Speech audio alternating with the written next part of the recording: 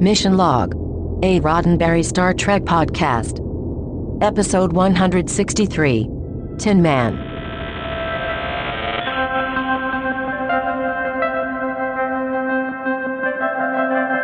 Welcome in to Mission Log. To Mission Log, right? A Roddenberry Star Trek podcast.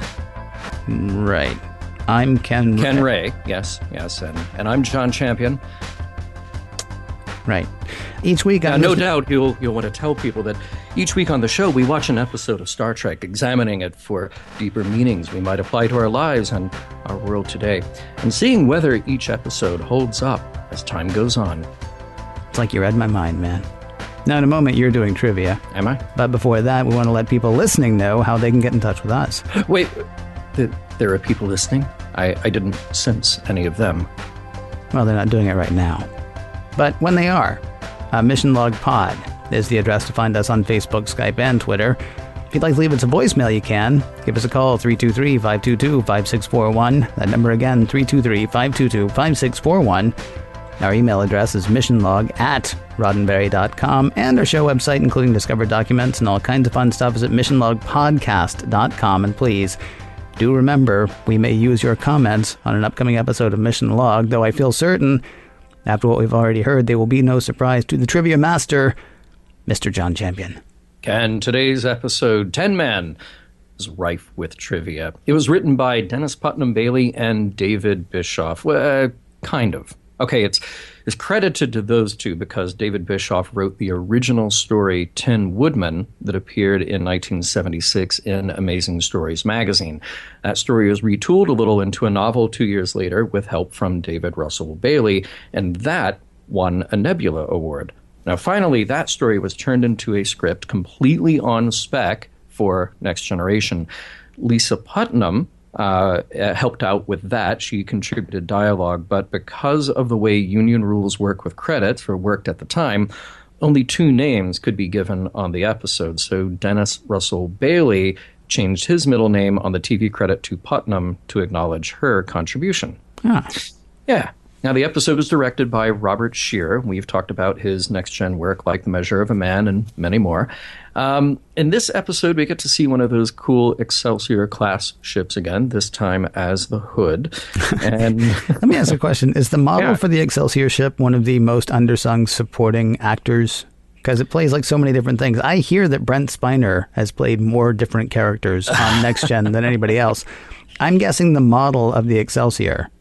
The model of the Excelsior is sort of like the James Doohan of the animated series. Of the animated series, sure. Yeah. Just popping in whenever you need anything else. If they had to pay that model royalties, they would have gone broke. Yeah. So they have to have it play like 5 ships per episode to make it worth it. Right. Now, it's a nice-looking model. It's a nice-looking model, and they could keep reusing that footage, but it is interesting to think that it would have been like an 80-year-old ship by the time these stories take place, which, is okay. I guess a starship can last a long time. We have another new ship here, the titular character of Tin Man. Now, some say it was inspired by a peach pit, and it is known specifically that there are many Buckaroo Banzai fans on the staff at Next Gen, so there was some inspiration drawn from there as well. Oh, and the sounds that ship is making. It is a well-known bit of trivia that a sound recordist hooked up mics to a stagehand while he was eating and recorded the gurgling of his stomach. That was while the stagehand was eating pizza, apparently. I'm so glad I didn't know that before I watched this episode. And now it changes the whole thing for you. We also get the reuse of a special effect here. The weapon emitted by Tin Man is actually from V'ger in Star Trek The Motion Picture and overlaid with an exploding Romulan warbird. Not the greatest effect in the world, maybe, but it works for that particular scene. Let's talk very quickly about guest stars. We have Michael Kavanagh as DeSoto, very recognizable in tough authority roles. You may have seen him on 24, maybe the new Dark Shadows series, TJ Hooker, Kojak, and every other cop show ever made. We also have Peter Voigt as Romulan Commander. Not as many credits as the others, but some TV appearances, including Lewis and Clark, Cheers, LA Law, and more. He'll be back for Deep Space Nine and Voyager. And finally, Harry Grainer as Tam Elbrun. Now, Harry was born in Germany, and he has had an extensive career in theater, nominated for 3 Tony Awards. He even played King Arthur in Spamalot. TV credits include Buffy, Third Rock from the Sun, Mad About You, and many more. He will also show up in 2 more Trek series before we're done with him. Oh, wait a minute. You're leaving out, 2 really cool things. Okay, what do you like? Well, I mean, first of all, just to say that he was in Buffy. Mm-hmm. Come on, dude. He was in Buffy. Yeah, he was in Buffy the Vampire Slayer, in case you were wondering. He was the mayor of Sunnydale. He actually worked in cahoots with, Faith. Who was played by Eliza Dushku, who of course went on to reprise that character in Angel. And yes, I'm really into the Whedonverse. But there's another Star Trek tie-in here. So Grainer played some character, I can't remember his name, on a show called Dear John. And it's a great character because it's like, John, right? Yeah, it's like this totally nebbishy, weak, kind of very nervous character. Mm-hmm. The John in Dear John was Judd Hirsch.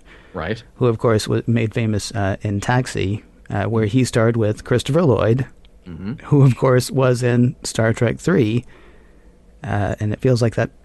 I'm obliged to end that with Kevin Bacon. I was about to ask how you're going to tie that into Kevin Bacon. That seems like the whole point. That I cannot do. But I love Grainer, and I felt like, I had to sort of weave in another Star Trek thing. I guess his being in Star Trek should be enough. But I thought another tie-in, taking it back old school or original series, whichever one you want OS to stand for. Mm-hmm. Yeah, I enjoyed seeing him again. Like a betazoid born reading minds, you already know what is going to happen next. And there is no stopping it.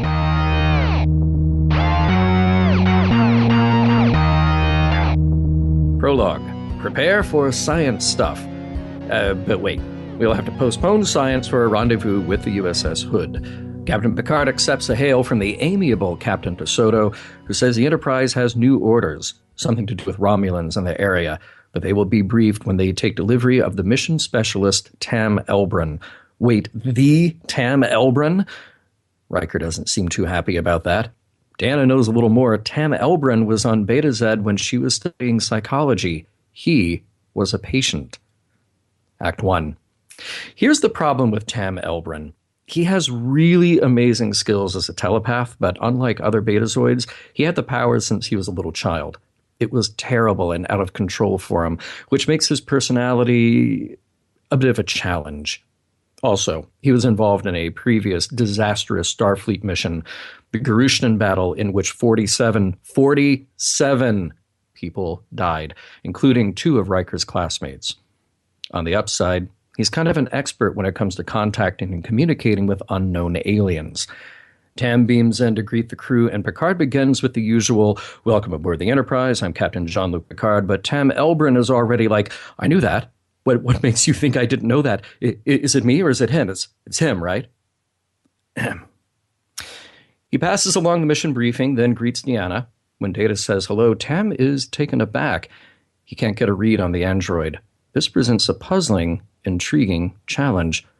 Before Picard can give the order to Riker to call the staff to a meeting, go over the mission, Tam has already beat him to the punch with something like, "I knew you were about to have a meeting. Why wouldn't you think I knew that? Isn't it funny to think that I wouldn't know that?" At the briefing, the mission is explained. The Enterprise is to go to the Beta Stromgren, not a Bond villain, system, where it will find something quite remarkable. Around a dying star is a living starship, a completely unknown being in orbit around the sun. Starfleet has codenamed that alien ship Tin Man. It's cool, but it wouldn't be such a big deal if the Romulans weren't hot on their heels to get there too. They've dispatched 2 ships to try to catch up to the Enterprise. Tam is to work with Data on how they will contact Tin Man, but Riker has his doubts about the man who played a role in the death of his friends. Tam heard that, or sensed it rather, and leaves. Act 2. On the way to meet the Tin Man, Picard is trying to get a sense of Tam. Dr. Crusher says he's a prodigy, and Deanna confirms that his gifts are unique. The stress of hearing so many outside thoughts in his head is what drove Tam to repeated hospitalization and treatment.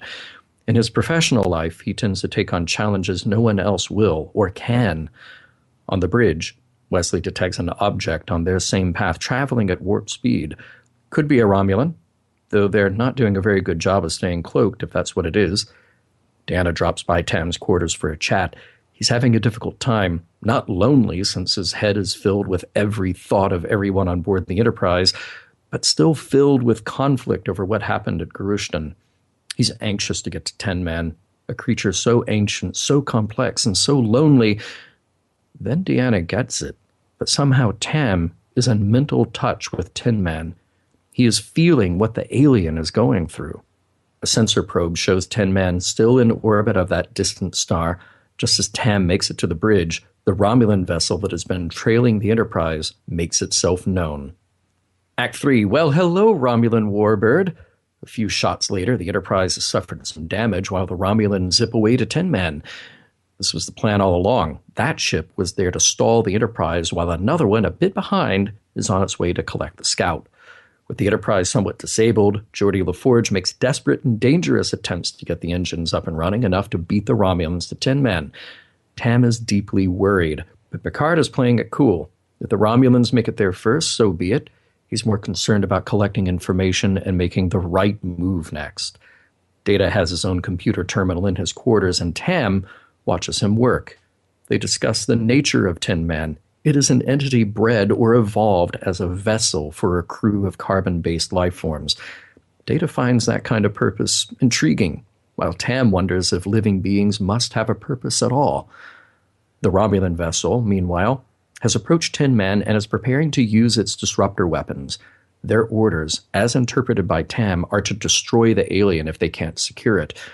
When Picard starts to open a channel, Tam breaks in by telepathically communicating with Tin Man, warning it about the Romulans. Tin Man must have heard, because the vessel turns around, a swell of energy emits from its hull, and a massive shockwave destroys the Romulan ship and nearly takes out the Enterprise along with it. Act 4. Things are not looking good for the Enterprise. Shields are down, the computer is down, there's barely any impulse power. Geordi is giving her all she's got, or something like that. But it's not enough when we're dealing with a star about to go supernova, an unknown alien entity, and more Romulans who will show up any time now. There's also no love lost between Riker and Tam, whom Riker is kind of blaming for the predicament they're in now. Tam is in sickbay where Dr. Crusher is giving him a look. He's okay, just stressed out. Picard wants to know what Tam knows, and he spills a little more. Tin Man is called Gom-Tu, and has been roaming the universe for thousands of years. It has been in sporadic communication with Tam, sharing mental images, nothing terribly specific. And Gom-Tu is alone. There are no more of its kind anywhere. Gom-Tu has come to this place to die. It knows the star will go supernova, and it can't stand the feeling of having lost its crew long ago. Tam is feeling all of this as Tin Man, Gom-Tu, feels it. The only way he can get any further information or help from Tin Man is to be in close physical contact. Tam will have to go aboard, as that is the only way to complete their mission. Before we can let all of this sink in, another Romulan vessel is detected, and remember that the Enterprise is still a sitting duck. Picard confers with Deanna. She suggests that if Tam beams over to Gom-Tu, they may lose him altogether. His intentions are good, but his judgment is terrible.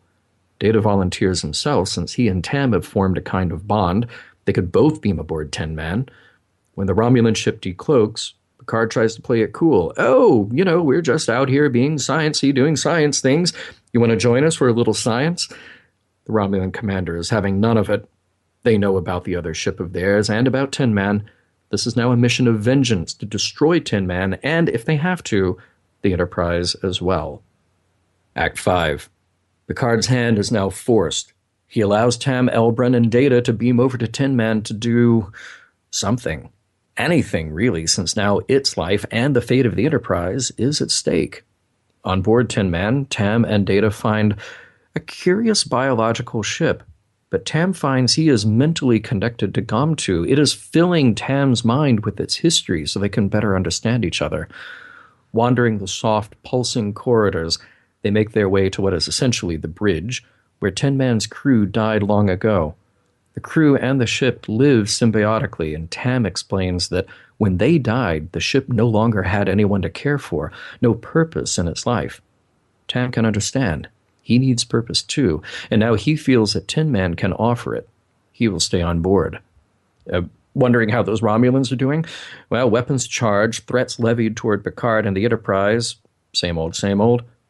Tam, meanwhile, is explaining his experience to Data. They will care for each other. Tam gives Tin Man purpose, and Tin Man is the only being in communication with Tam. The other voices are shut out, giving Tam some peace for once. He is where he belongs. As the star gets nearer to supernova, Tin Man lets loose another volley of extraordinary energy, throwing the Enterprise and the Romulan ship far away. A moment later, the star explodes. Before Picard can ask what happened to Data, the android appears on the bridge. How? We're not sure. Later, Data explains to Deanna that Tam wanted to stay with Tin Man. It was there he felt at home, like he belonged, and the two lonely creatures found comfort in each other. The grief had turned into joy. He wanted Deanna to understand that, and Data too said he understood that about returning to the Enterprise. That is where he belonged. The end. What was the name of the character that we left with, on the Corbomite maneuver, on Baylock? Mm-hmm, yeah. What was the name of the character that we left with Baylock? Ensign Bad Attitude. Yeah. It wasn't Ramirez, was it? No. Okay, no. I can't remember what his name was, but I couldn't help but remember how you and I were like, yeah, I wonder if we should check back on these two in a couple weeks. Right? Yeah. And the same thing with Elbrun. I understand that right now he's thinking, this is great. You know, like 2 weeks from now, is Tam going to be like, yeah, I heard that story 2 weeks ago. In the meantime, you know, Tin Man's going, you never pick up your socks. What's the deal? You have one pair of socks. You seriously came with one pair of socks, and yet I find them everywhere. Man. It would be like the new Odd Couple. Like the new Odd Couple, although it's the 24th century, so gosh, there have probably been like 8 more reboots of that since then, because if there's one thing TV loves, right, it's trying to start the Odd Couple again. Yeah, it just occurred to me. It's like, this seems great, you know, now. Maybe the Enterprise could fly alongside for like a week or two and go, still good? All right, well then, we're really leaving this time. Okay, bye. If there's something to fly along next to. See, here's the thing. I feel like it's just enough ambiguous an ending that we really don't know where they are or what they are. We know that the Enterprise and the Romulan ship got kicked away, and we know that the star went supernova, and that's all we know. Except, didn't we hear Data beam aboard after the star went supernova? Because the star goes supernova, and then Picard says Data. And then we hear like whatever noise, like something there's beaming aboard. Yep. There's an off-screen whoosh. Yep. And then there's Data. You thinking maybe he started beaming him out before the star went supernova and it just took that long? Well, they were 3 billion kilometers away. That's true. It's a long beam. It's a long beam. Yeah. I got to figure, though, that, you know, if he's saving Data, unless what Sam Elbrun really wanted to do was die. But I don't think that's what he wanted. I think, well, we could discuss this forever. You're right. He may have exploded. They may have both exploded. There may be nothing. They may be wiping bits of them off the hull of the Enterprise for years to come. Right. Yeah. All right. Yeah, you never know. Let's talk about somebody who lived. You're a fan of Captain DeSoto. I am a fan of Captain DeSoto. First of all, I love that he calls the Enterprise a luxury liner. Yeah. Just because I've always said it was, you know, the Hilton in space. But I like him as a character. He is so at home. He is so at ease, and it reminded me of Gary Mitchell, if you're going to reference the original series. These guys is kind of lounging back in that chair, and he's just been out there forever and ever. He knows everybody. He's just kind of great. We get such a tiny little bit of him in the show. Yeah. But I think he's cool. He is awfully cool. He's pretty cool, although he has... Where he's not Gary Mitchell is he apparently has a very lackluster job. Or at least that's what he tells people. He's like, yeah, I go from Starbase 1 to Starbase 2, back to Starbase 1. Yeah. And then it's a quick trip to Starbase 2. Right. Hey, but remember, it was Starbase 1, 2, 3. That's true. And this one, the Data. Wow, that's, really? You couldn't throw in another Starbase 47 because why not? Nice. Yeah, now it's maybe Starbase 5, 6, 7, 8. Might be kind of fun. Hey, I like how Picard... Listen, no man is going to tell Picard his fate. No. Right? So Tam Elbrun comes on and he's like, oh, by the way, get that up there because your captain's going to want a briefing in 10 minutes. And Picard's like, tell him, by the way, I want a briefing in 15 minutes because up yours, telepath. Right. Nobody's going to tell my fortune but me. That could have, the whole episode could have been like, oh, here, let me introduce you to, you're going to introduce me to Data now? No. I'm going to introduce you to the transporter chief. Exactly. This is O'Brien. Who's not here right now, but we're on our way to get him. Right. Yeah. It's a funny idea. Some good lines in this episode. Worf just taking a shot at the Romulans. The Romulans claim all that is in their field of vision. They just don't even care. If they can see it, they'll take it. Yeah, that was kind of good. Although, as we've seen so far, the Romulans, again, it's these guys who show up, and they're going to rattle their swords. We're going to fight. We're going to take you out so hard. And then they don't. Like they shoot a little bit and then they go away, or they get blown up by something else. Right. Act 3, we're going to kill you. Act 4, we're seriously going to kill you. Act 5, all right, seriously this time, we're really going to kill you.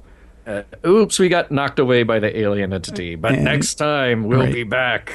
Exactly. Yeah. And Picard's being first at any cost is not always the point. Okay. I mean, except for when you have to, like when you're trying to save the alien entity from the bad guys who would blow it up. That would be a good time to be first. They didn't know at the time that that's what was going to happen, though. I mean, it's only as it goes that we find that out. I mean, it's weird to me, actually, that Tam Elbrun thinks, no, we have to be there first because the Vulcans, the Romulans may have something to offer that we don't. And I'm thinking, well, does he know nothing about Vulcan culture? Or Romulan? Why do I keep saying Vulcan?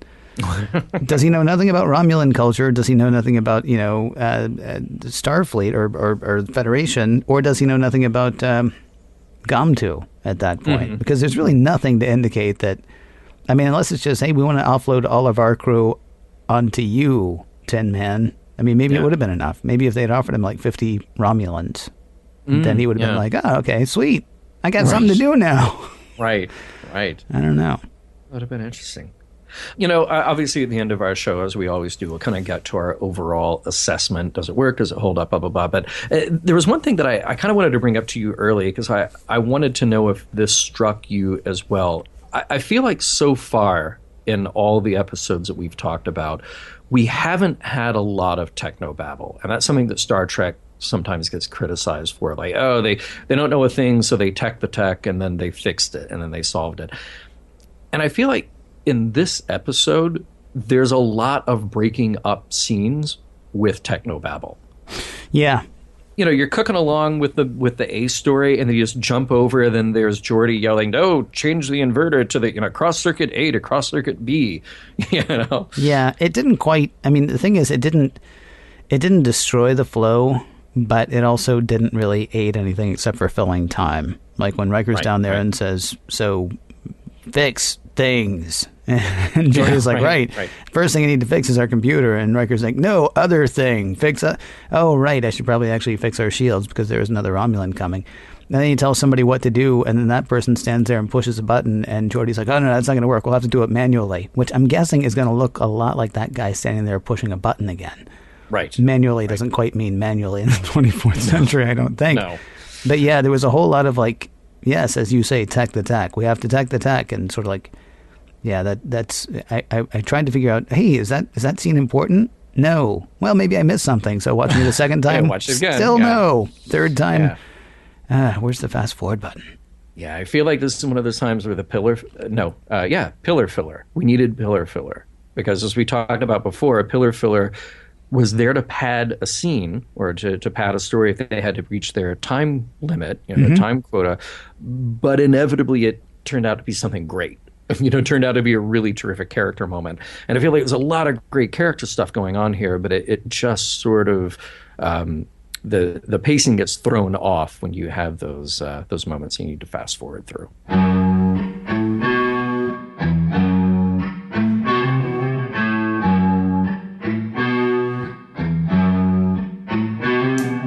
If the eyes are the window to the soul, Tam Elbrun is very, very, very, very, very deep. And a bit dark. We've talked before about what tools these mortals be. Admirals and commodores especially. Yeah. And while she's not nearly as disruptive, it's no picnic for any member of the crew when Lwaxana Troi comes aboard. So the fact that Tam Elbrun should be a bit of a disruption and rub Riker the wrong way is not really a surprise. What was surprising is how, openly and completely dismissive and hostile Riker was. Basically bad-mouthing Elbrun to Geordi. Just out loud. Here I am, second in command. We got this guy on board who we're supposed to be following, right? But let me tell you, he's a jerk. I mean, I thought that Riker's treatment of him to other people especially, and to Tam Elbrun himself, although against Elbrun it's kind of unfair because Riker is not saying a word. He's not hiding anything on his face, but he's not saying a word. But the problem is you don't have to say a word around Tam Elbrun. Yeah. You do have to say a word around Geordi, though, and Riker has no shortage of words to say against Tam Elbrun. It's a few clicks down from insubordination, I think, but it's not really in the spirit of being a good little Starfleet officer, is it? No, I mean, Picard is a guy who is so diplomatic that he can kind of hide maybe what he really wants to say. And he would certainly never say anything about a visiting officer or consultant in this case, certainly not a dignitary, to anybody else. And maybe discretion being the better part of valor, Riker could have said, oh, you don't know who Tam Elbrun is? Go read the records about him if you're that interested. But yeah, walking down a hall telling Geordi, two of my friends died because of him. Right. But then he kind of walks it back a little bit. He said, well, it wasn't totally his fault, but I still hate him. Pretty much. Yeah. Yeah, that's pretty much what it came to. It was surprising. And I guess maybe you need to heighten whatever. I mean, I'm reminded of what you have said in the past about the Romulans. I don't know that the Romulans were only here to fill time. Certainly, I don't know where this episode would have gone without them, and yet it's completely unnecessary that they're there. I mean, they are only there to heighten the tension. Right. I would say we need Riker to be a jerk in this episode. Yeah. In the past, Riker, I could easily hear Riker saying something like, "Let's just say I'm not altogether comfortable." I mean, Riker. There's a little bit of gumbification with Riker here. I think he can be more. More diplomatic than he's certainly being in this episode, it seems. So let's put it this way. I mean, Deanna's reaction and her approach is way more reasonable because it's so much more multifaceted to say, look, here's the problem with Tam. Even to Picard, as soon as Tam beams aboard, Picard is being rubbed the wrong way by this guy. Yeah. But Deanna's the one who jumps in, even preemptively, and says, okay, here's what's unique about this guy. Here's what you need to know. And even after the fact, she consults him a couple of times to say, yes, he is abrasive. Yes, he is all of these things that you're feeling right now. And that doesn't negate or excuse his bad behavior. But here's where that's coming from. And here's how you have to understand his position on things. Riker just doesn't even care. Well, and not that he has to. Not that he has to. Right. On the flip side of that, you would think that Tam Elbrun somewhere along the way would have learned to not be quite as abrasive an individual as he chooses to be. I was reminded of a line from one of my favorite exchanges in broadcast news, actually. You've seen that movie, right? I love that movie, yeah. Yeah, when Holly Hunter is telling the head of the network, I think, or the head of the news department anyway, how something has to go. And she's a she's a segment producer, I believe. Yeah. So she's so many steps down from the head of the news department. Yeah. But she's telling him exactly how something has to go. And he says something to the effect of, it must be great knowing that you're the smartest person in every room. And she looks back at him and very earnestly says, it's terrible. And the thing is, I think that's actually Tam Elbrun's problem. I mean, everywhere he goes, he does know everything that everybody's going to say. And I understand how that could drive a baby insane and how that could drive a 3-year-old insane and a 5-year-old insane. But he's in his, 30s, would you say? Okay. Yeah. So by the time he's in his 30s, you would think at some point he would have learned to maybe curb his tongue just a bit. Even if he's bored out of his skull the whole time. Personally, I would just go ahead and opt for going mad. But having chosen to not do that, you would think he would also let Captain Picard say little things like, I'm Captain Picard. Right. Well, so here's the thing that I kept thinking about this character, because after watching it a few times, we'll talk about what we ultimately thought of the episode, but I kept going back and forth on what I thought were the strengths and weaknesses of this character of Tam. And forgive me, by the way, there's a really good restaurant out here called the Tam O'Shanter. So every time I think of the name Tam, I'm thinking about that restaurant. So if I say Tam O'Shanter, I actually mean Tam Elbrun. Okay. But if you're in Los Angeles, go to Tam O'Shanter. It's great. So are we getting paid for that? Okay. No, I don't get paid for that. Play it for them next time you're in, though, and see what they say. Yeah, sure. I kept thinking that this character would have been really interesting to explore him deeply in a novel, where you've got a lot of room and you can get into a lot more depth than you would in a 45-minute TV episode. So Tam has this burden of hearing the thoughts of everyone around him all the time, and it's worse than Deanna or her mother. His is intense, and it's been there since childhood, since he was a baby. We've talked about this before on the show, how one of the interesting things about the human brain is that it's designed to forget. It's designed to allow you to shut things out. And that's kind of a cool thing. And we've adapted to have that because we need it. We would go crazy if we didn't have that. It would be torture if we remembered everything that happened to us or we heard everything. It would be even worse. Just imagine this. If we knew the underlying thought or emotion under every interaction we ever had. That may be fine for some alien species in Star Trek where those aliens actually say what they mean, but we know that humans don't. So this must be incredibly frustrating for him. And along the lines of what you're saying about Tam, hopefully having learned to not be as abrasive, I thought of it this way. I thought about Tam being born different. So he has this power that to humans is already different enough, but even to other betazoids is very different. And I thought, what an interesting trait for him to have. So he's abrasive and prickly, but it doesn't just stop there the way that we have other characters who show up. You have a Commodore that shows up, and like you said, they are tools or fools. But we greet them for a moment, and then they kind of go away. I kept thinking that with Tam, the interesting idea is that the complicating factor is that he's behaving the way that he expects others think about him. And I thought that was the most interesting part, because you can really apply that to anybody, to yourself, or to anybody that you encounter. The more you think about the psychology of what makes somebody up, it may be an internal trait, it may be an external trait, but we behave and we perceive other people based on the traits that they show us. So even if you just encounter somebody who maybe their personality is very introverted, very shy, very cautious, you then treat that person differently from the way that you would treat a person who's very extroverted, very outgoing, and maybe very physical and kind of, in your face. Just a simple thing like eye contact. If you meet one person who doesn't make eye contact with another person who does, looks you dead in the eye and really engages you when they're talking. So everything that you do then on the other end of that is then affecting what that other person does to you as well. You see where I'm going with this? So the idea that Tam is constantly bombarded with all of this information from other people, he then essentially acts the way that he thinks that other people think about him. And it's this ongoing cycle. It's this ongoing psychology that you could say, well, maybe he should just stop being a jerk. Maybe he should just let Captain Picard finish his thought, finish his introduction.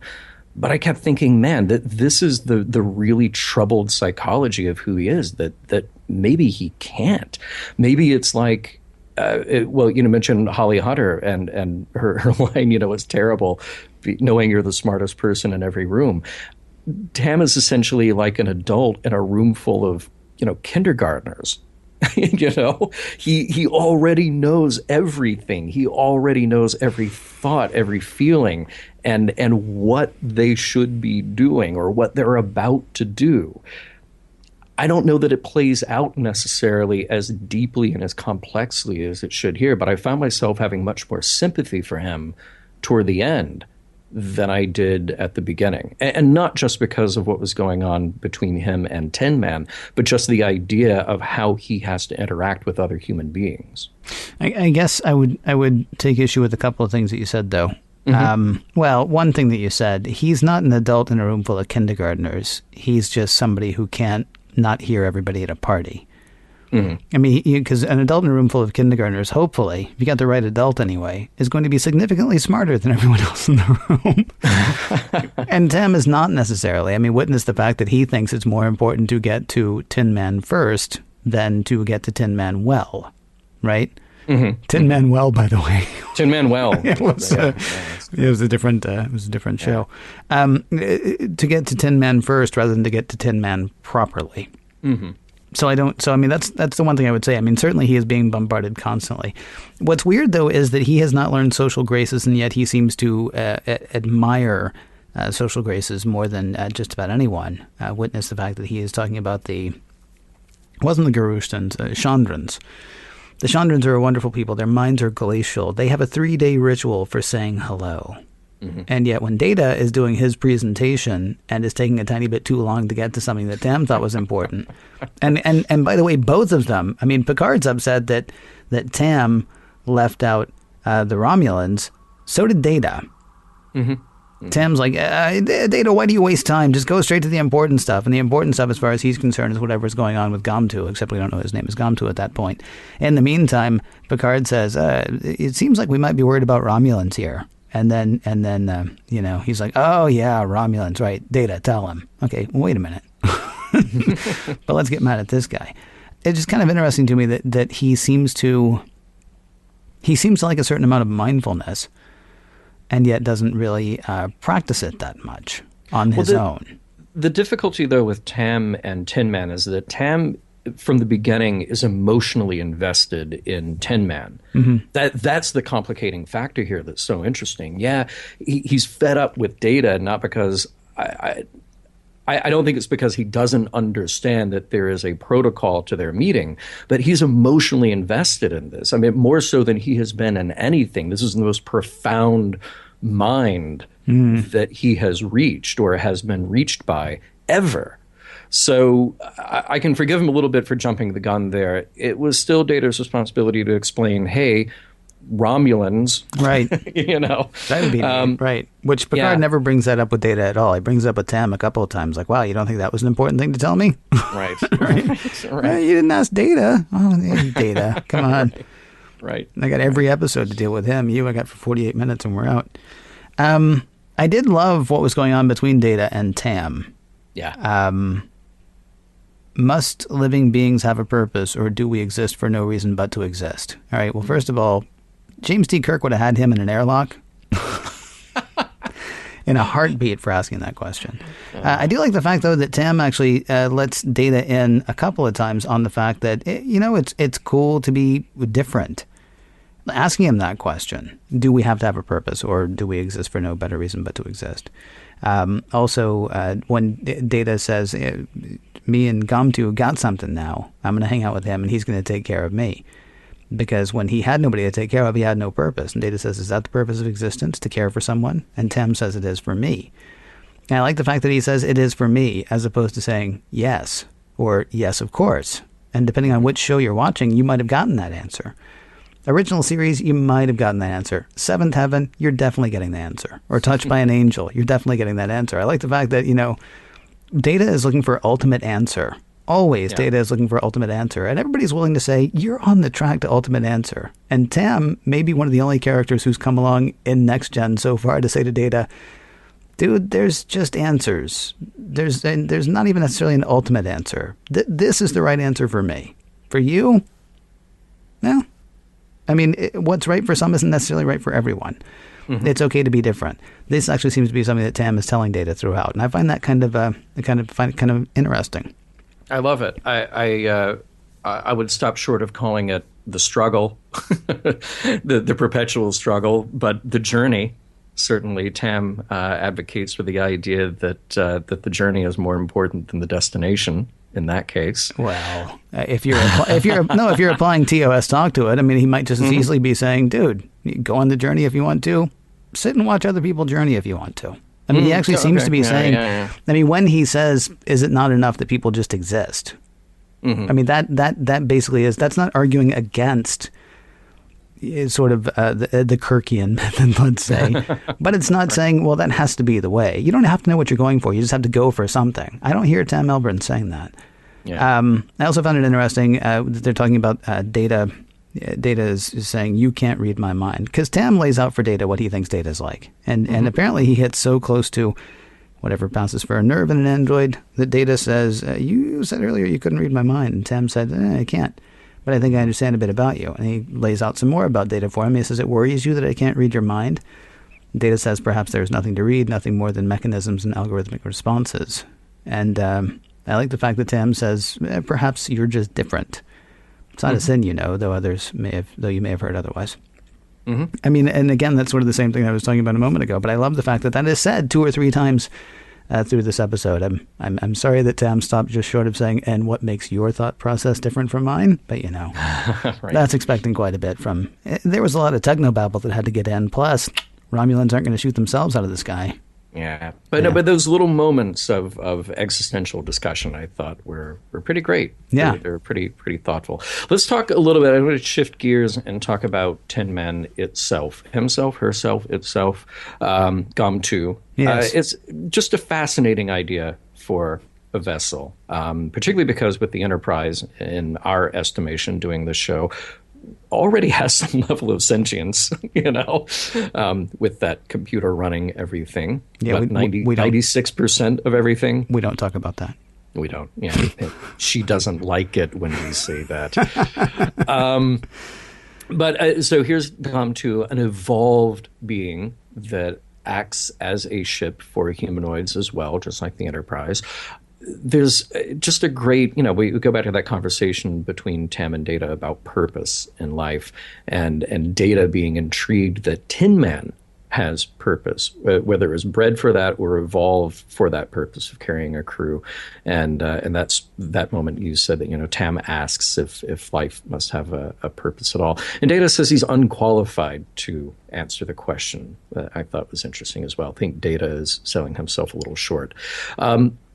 But Gom2, I thought of 2 things, but the first thing I thought of was Devil in the Dark. I thought the Gom2 is like a Horta, alone, misunderstood completely and utterly by everything and everyone around it, and extremely powerful, as we saw here. Horta, the Horta was dangerous because we provoked the Horta to be dangerous. Gom2 is dangerous because we, or the Romulans in particular here, provoked Gom2 to be dangerous. But like the Horta, Gom2 is sort of like run out of options and profoundly sad at where its life has taken it to this point. Now, the other thing that I thought about was V'ger.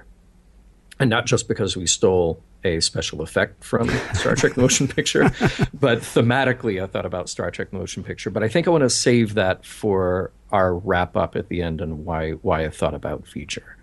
Okay. But Devil in the Dark was something that definitely stood with me, because this was a creature that needed to be understood. We didn't have the language to understand it. We had to have the guy who had the language to understand it. So not unlike Spock doing a mind meld, here was Tam doing a mind meld with this creature to understand it. That's interesting. I didn't make that. You're right. I'm sorry. When Tam says I got to be close to it. Yeah, I can actually get in contact with this thing. That is totally the Spock thing. I think I missed it though because there wasn't really the argument in the original series. I'm sorry, in the motion picture. Spock just snuck out and did it. Yeah, right. So I didn't draw the correct correlation, and that makes me feel like an idiot. Never. Oh, plenty of times. But if you what want to we say, do is a discussion. All right, good point. Not a right or wrong. All right. Well, okay. You're wrong. Here's a question I have. Okay. Why would Gom2 be called Tin Man? I'm so glad you asked because I kept going back and forth on this. I think the name makes some sense for Data at the end, but I don't know why Starfleet would have called Gomtu Tin Man, unless we're supposed to draw that correlation. Data says, when Tin Man returned me to the Enterprise, I realized that is where I belong. Which makes Data sort of a Tin Man analog, I think, although I'm trying to figure out if he's more Tin Man or Dorothy in this. Now, you couldn't really call the episode Dorothy, nor could you. No. Nor, I mean, but the Tin Man thing is just so on the nose for Data if it's going to be about Data. It's interesting that you saw Spock in Tam. I saw more of a Spock element here from Data, in a way. Spock would have been more than fine on Omicron Ceti 3. He was happy there. We argued that Spock would have been fine being a brain in a jar in Spock's brain as well. And you and I argued that he would have been fine being the 50-foot Vulcan in the Infinite Vulcan, I think. It's Kirk in Spock's brain and in the Infinite Vulcan who was not fine with that. And on Omicron Ceti 3, now I think about it. So really, Kirk is the foil for Spock's living into his fullness, grokking the full Spock, if you will. It's really not until halfway through Star Trek the Motion Picture, or maybe Wrath of Khan, that Spock finally seems content, perhaps even happy with the fact that his place is with Kirk and McCoy and the rest of the crew on the Enterprise. And you might even not say with the rest of the crew on the Enterprise, you might just say with Kirk and McCoy. Because at the end of Star Trek 3, of course, the Enterprise has been blown up. Spock's there. He's relearning. He's redoing. He goes and he joins his crew in Star Trek 4 to go back and face what happened. And there's no Enterprise there. So it's not that the Enterprise is home necessarily. It's that those people are his home, right? And that seems to be what happens with Data here. He finally, after 2.5 seasons, 2 2/3 seasons of trying to understand and trying to grow and trying to learn, something that we assume has been going on for the full 26 years that he's been awake, or 28 years now. Right. He finally gets it. It's in seeing the joining between Tam and Gomtu that he understands that this is where he belongs. Now, I feel certain we're still going to hear all the whining and all that stuff about not having emotions and not knowing his place and whatever. It's interesting that we actually do get that moment here. And it's even acknowledged by Troy. Like, you have had a breakthrough. She doesn't say you've had a breakthrough, but she says, you do understand. And he's like, yeah, I totally get it. And, we'll see if he still gets it next week or the week after. The one thing I kept wondering was, as for whether he is Tin Man or Dorothy, Dorothy was the one who thought that she had to be someplace else. Though it was the Tin Man who thought that he had no feelings or emotions. He was always pining for a heart that it turns out he had the whole time.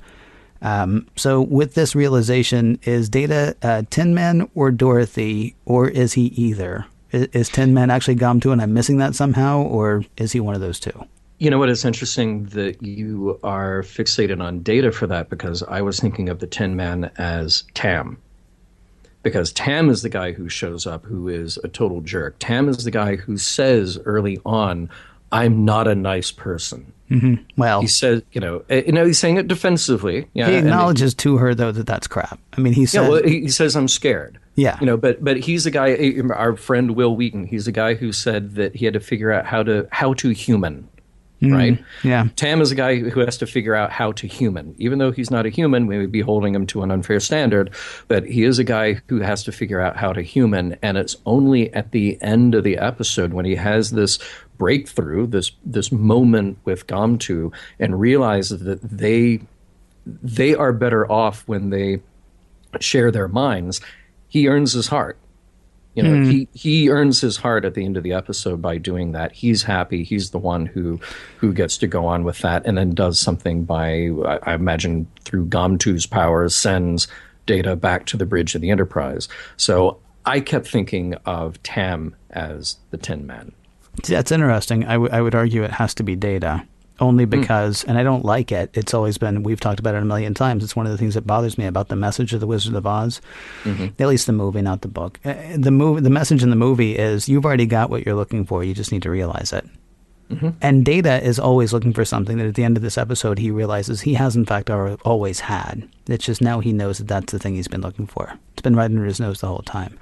Tam actually has to go someplace else. He has to meet a completely different individual who, by the way, can set up a barrier around itself so that nothing penetrates, right? Tam actually has to find something completely new. Data, Dorothy, the Tin Man, the Cowardly Lion, the Scarecrow, has to realize, oh man, you know what? I was smart the whole time. Oh, I was home the whole time. Oh, I had emotions for these people the whole time. And now I finally get that. And then so that's why I think he's one of those characters. I'm just not sure if he's Tin Man or Dorothy.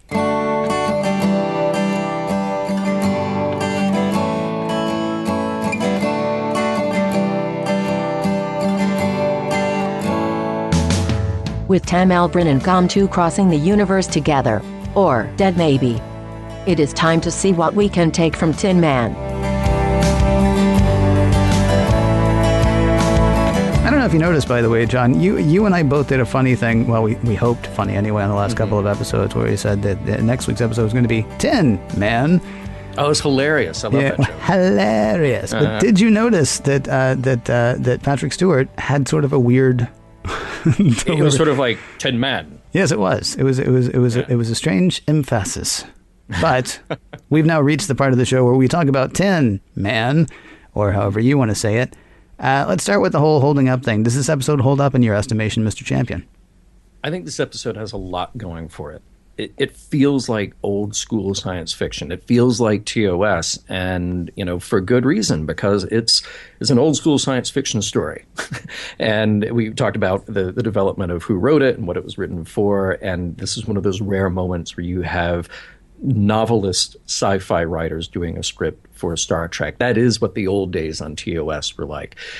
And Tam is a really interesting character.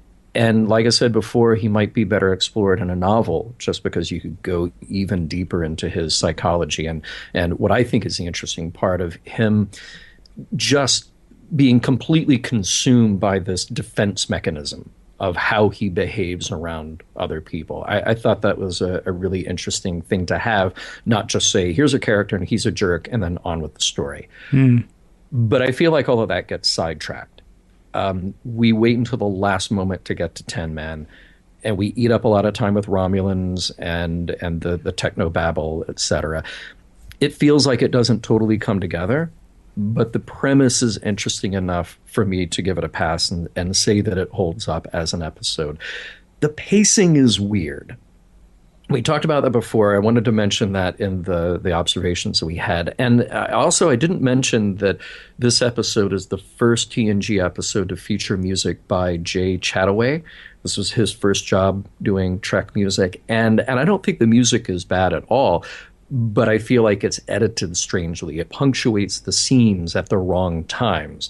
So I feel like there are build-ups and then total drop-offs with the music that kind of hurt the pacing a bit.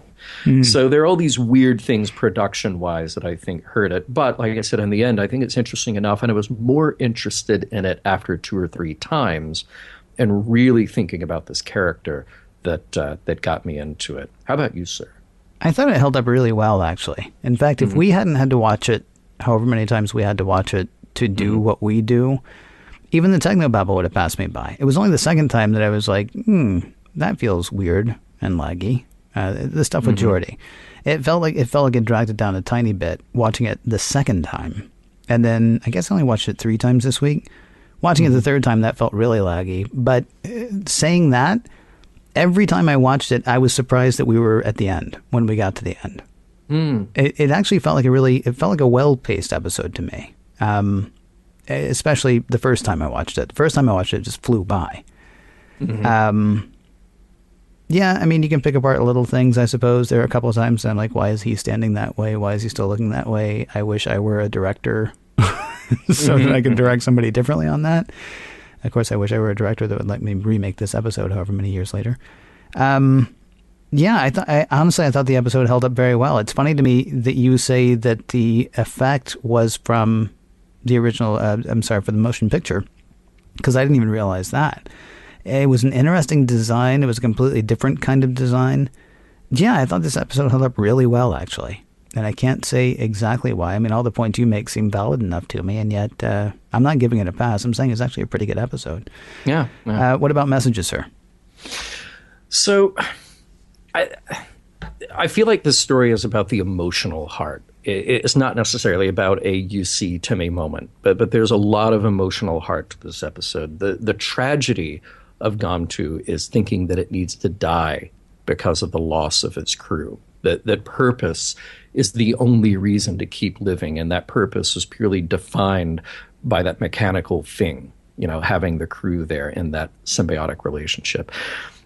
Finding purpose, rather, seems to be the better option. But like you point out, it takes physically finding Tam and Tam physically finding Tin Man to actually realize that they can do better than where they are. Data gets the message that caring for someone is a or the purpose in life, which was an interesting but all too brief moment for him. What I was asking myself, and I mentioned it earlier that I said that I was thinking about Star Trek the Motion Picture, is this lingering ambiguity at the end. Did Tam and Tin Man die? Or are we to assume that Tin Man with Tam inside took off someplace else because Tin Man has tremendous power and could have presumably escaped the supernova if it wanted to? Or was this kind of a V'ger thing? So those two lives, Tam and Tin Man, became something else in the spirit of Idic. Tam and Tin Man both found purpose and peace in helping each other, simply being there and understanding each other. So then was that the end? Was at the end of their journey is that they had this moment, but then there's the impending supernova and they're okay with that?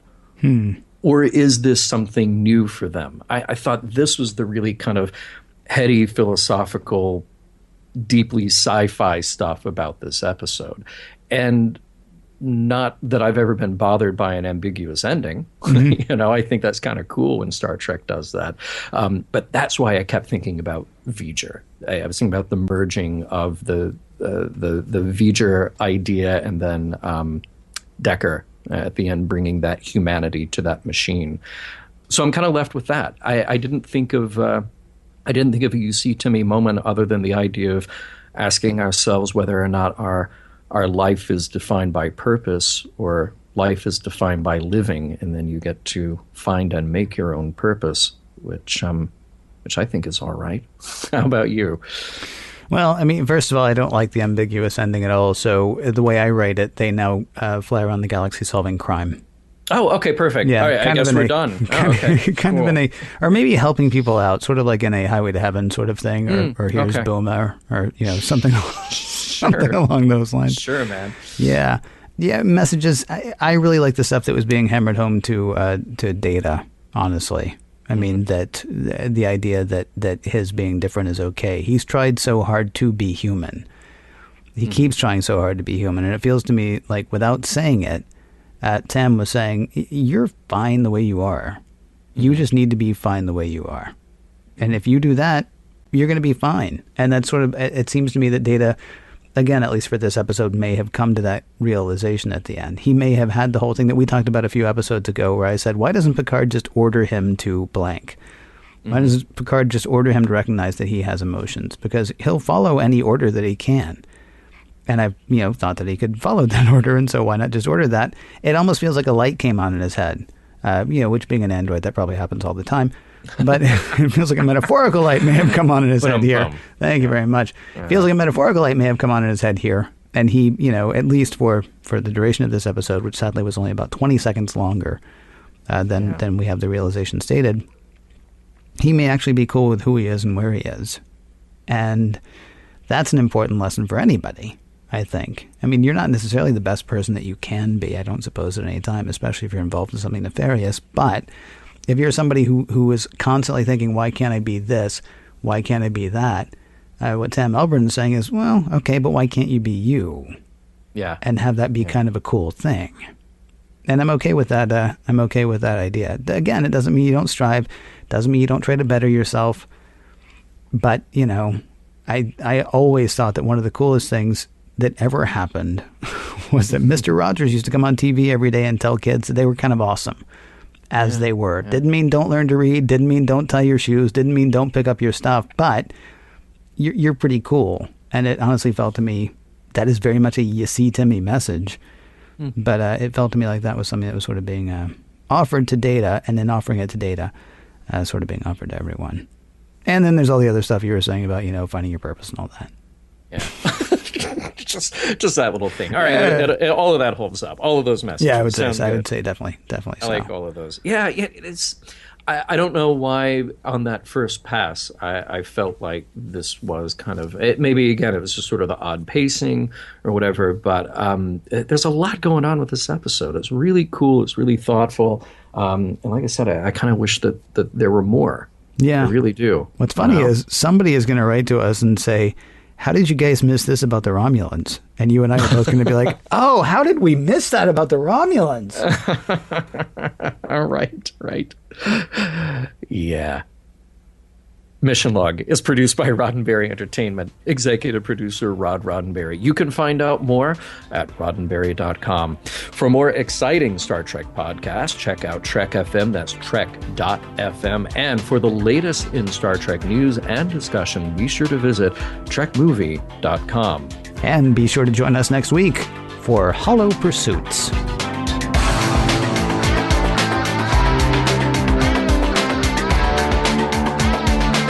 Some of the music for Mission Log provided by Warp 11, online at warp11.com, and from the album Messages by Key Theory, free to download at kitheory.com.